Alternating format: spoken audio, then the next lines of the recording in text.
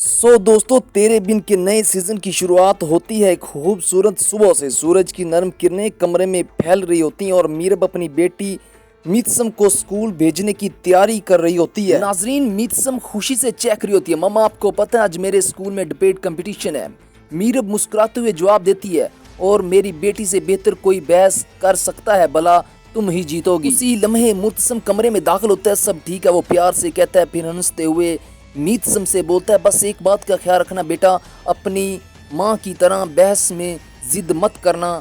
मीतसम कहका लगाकर हंसती है और मीरब और मुतसम एक दूसरे की तरफ देखकर मुस्कुरा देते हैं। नाजरीन, दूसरी तरफ मीरब ने एक तवील वक्फे के बाद अपना लॉ कैरियर दोबारा शुरू कर लिया। उसे एक नया केस दिया गया, एक पेचीदा और एहसास मुकदमा।